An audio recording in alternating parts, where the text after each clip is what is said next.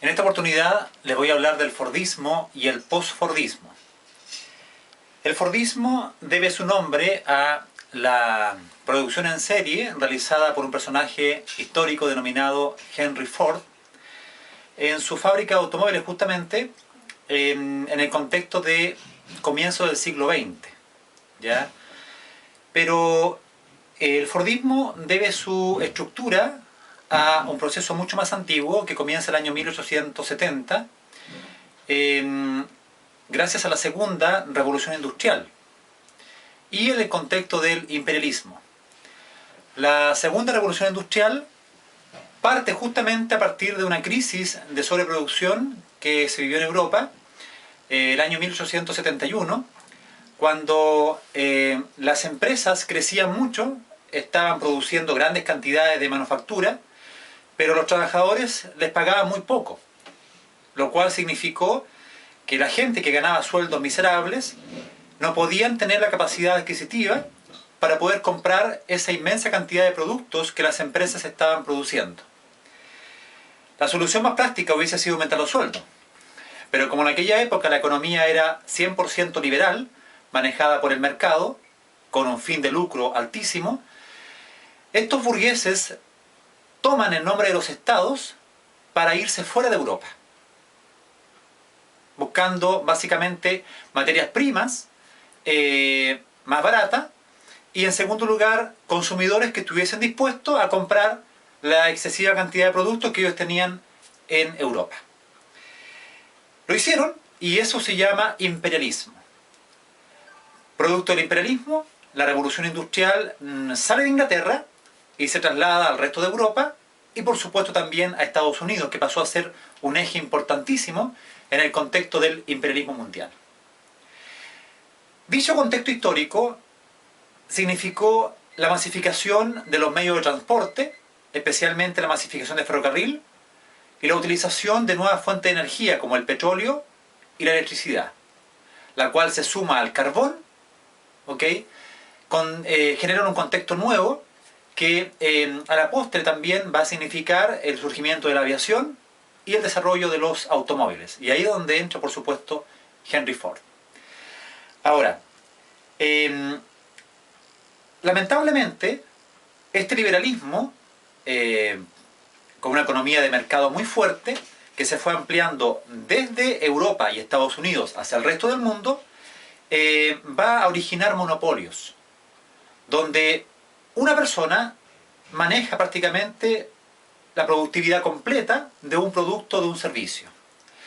Y ese monopolio significó el surgimiento de fortunas individuales gigantescas a fines del siglo XIX y comienzo del siglo XX, como fueron las fortunas, por ejemplo, de Vanderbilt, el Comodoro, como fue el caso de Carnegie, ¿ya? La familia Morgan, y por supuesto el caso de Henry Ford, sin dejar afuera, por supuesto, a Rockefeller, quien era el amo y señor del petróleo en Estados Unidos y gran parte del mundo.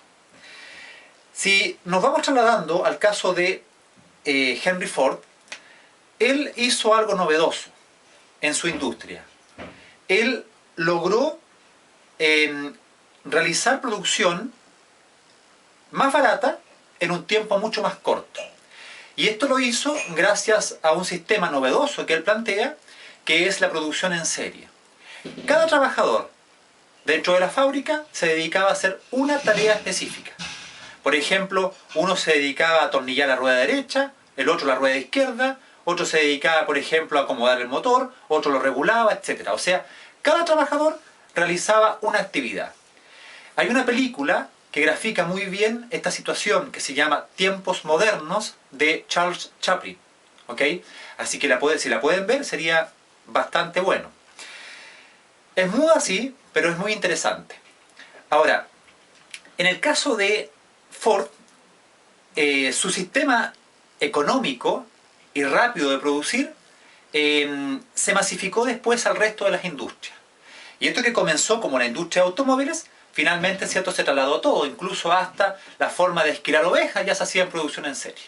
¿Ya? Uno, por ejemplo, tomaba la oveja, el otro le pasaba al trasquilador, otro lavaba la lana y así sucesivamente. O sea, a todo nivel se llevó el tema de producción en serie. Y ese sistema de producción en serie también, por supuesto, va a llegar a Chile, pero va a llegar mucho más tardío, como son todas las cosas que llegan desde afuera. Nuestro país comenzó a industrializarse y a vivir su proceso de revolución industrial a partir del año 1939, con la creación de la Corfo, y básicamente esta institución, la Corporación de Fomento de la Productividad, que es la Corfo, se crea en un contexto de terremoto de Chillán del año 1939. ¿Ya? Ahora, el Estado de Chile se dio cuenta que toda la economía en manos del mercado de los liberales privados era peligroso.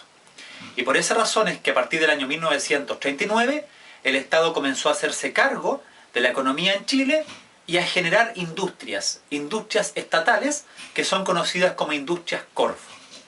Dentro de esas industrias Corfo está, por ejemplo, Entel, ENAP, ¿ok? Y algunas industrias muy famosas en su época, como la CAP, que significa Compañía de Acero del Pacífico. ¿Ya? Y después se fueron masificando aún más, después llegó CTC y otras compañías, y ANSA, por ejemplo, Industria Azucarera Nacional, que hoy día son todas privadas, pero antes pertenecían al Estado. Desde el año 1939, cuando llegó la industrialización con el modelo Ford a Chile, hasta el año 1973 encontramos un contexto de creación de industria del Estado con la finalidad de sustituir las importaciones que estaban llegando desde afuera. Estas industrias se llamaban industrias sustitutivas de importación, las famosas ISI. ¿Ya? Tuvieron un éxito relativo en un principio debido, ¿cierto?, al crecimiento industrial de Chile. Mucha gente se fue del campo a la ciudad se llenó de proletarios, ¿ok? Pero lamentablemente cometimos los mismos errores que en Europa. Es decir, producíamos una cantidad importante de recursos, ¿ya? Es decir, de productos, pero a la gente se les pagaba sueldos miserables. Lo cual significó que la cuestión social que se había dado a fines del siglo XIX y comienzos del siglo XX se mantuvo durante gran parte del siglo XX, por lo menos hasta el año 1964, que es cuando llega el presidente Frei Montalva y se preocupa bastante de estos salarios, ¿ok? Lo cual comienza paulatinamente a aumentarlo. El presidente Allende lo aumentó más, pero lamentablemente eso provocó una inflación también que desencadenó finalmente en el golpe de Estado. ¿Ya? Ahora, volviendo al tema del Fordismo, nuestro país y gran parte del planeta, por lo menos en el mundo occidental, tuvo este sistema, ¿ya?, de producción en serie y este sistema de crear industrias propias para sustituir las importaciones. Pero esto duró hasta el año 1973. Básicamente porque en el mundo árabe, en el Medio Oriente, ese año se produjo una crisis que se conoce como la crisis del petróleo. Los países árabes, disgustados, ¿ya?, con la intromisión de Estados Unidos en el Medio Oriente, formaron, ¿ok?, la Liga Árabe, y esa Liga Árabe a la postre va a aumentar en forma ficticia los precios del petróleo. Y esto va a provocar un descalabro en las economías industrializadas del mundo occidental, incluyendo la de Chile, debido a que nuestras economías se manejaban con industrias que a su vez funcionaban con petróleo. ¿Ok?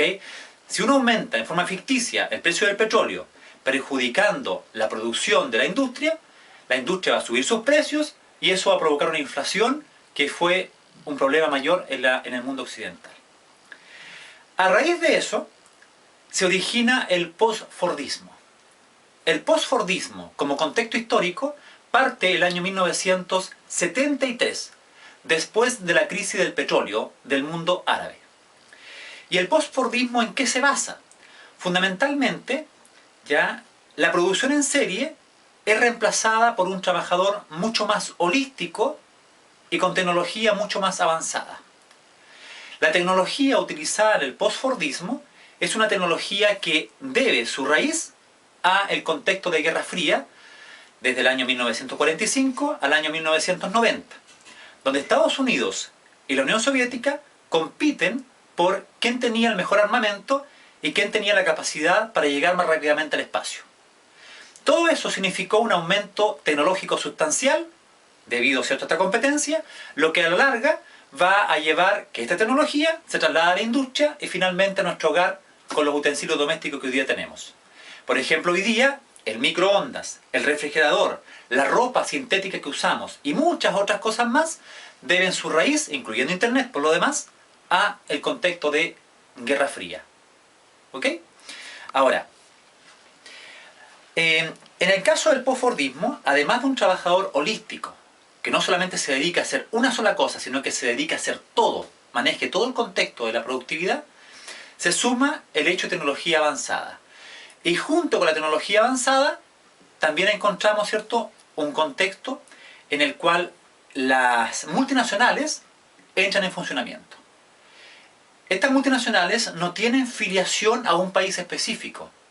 Tienen su central, por ejemplo, pensemos en Coca-Cola, su central en Estados Unidos, pero funciona en todos los países. Estas multinacionales tuvieron también la posibilidad de expandirse justamente gracias al contexto de Guerra Fría, donde el capitalismo en el mundo occidental se expandió en forma increíble, lo que se conoce como la edad de oro del capitalismo. Tecnología más avanzada, productividad con un trabajador holístico que comprenda la productividad completa, y el manejo de las multinacionales es un contexto del postfordismo. El postfordismo demanda de que ustedes, como futuros profesionales, se transformen en personajes holísticos, que más allá de saber hacer una cosa específica, logren comprender cómo funciona esa cosa, ya debido a que hoy día la cosa específica la hace un robot, y lo que hacemos nosotros es manejar a ese robot, por ahora. ¿Ok? Bueno, actualmente estamos asociados a un mundo postfordista, y además estamos asociados a un mundo postmoderno. La postmodernidad también involucra la nanotecnología, que es parte del postfordismo. La nanotecnología significa que la tecnología grande de antes, ahora uno la han traído en el bolsillo. Por ejemplo, la capacidad que tiene tu celular hoy es infinitamente mayor a la capacidad que tenía hace 30 años atrás un computador del porte de la sala que tú hoy día estás ocupando. Eso se llama nanotecnología. Y en la actualidad, la sociedad del conocimiento, que también es postfordista, nos está llevando a niveles insospechados de crecimiento científico y tecnológico, como es el caso del genoma humano y también, por supuesto, las células madres. Todo lo cual podría ayudar no solamente a identificar delincuentes, por ejemplo, como el caso del ADN, sino que también nos permite crecer mucho en ámbitos de salud, a evitar el fallecimiento por enfermedades asociadas, por ejemplo, al cáncer, que es una de las causas principales de muerte hoy día a escala global. Por esa razón, entonces, es que la historia, cuando va evolucionando siempre tomando las raíces de lo que estaba antes. Así como el fordismo se sirvió de la revolución industrial, el postfordismo también se sirve de los avances en la Guerra Fría en el contexto, ¿cierto?, en el cual las tecnologías crecieron en forma increíble. Muchas gracias.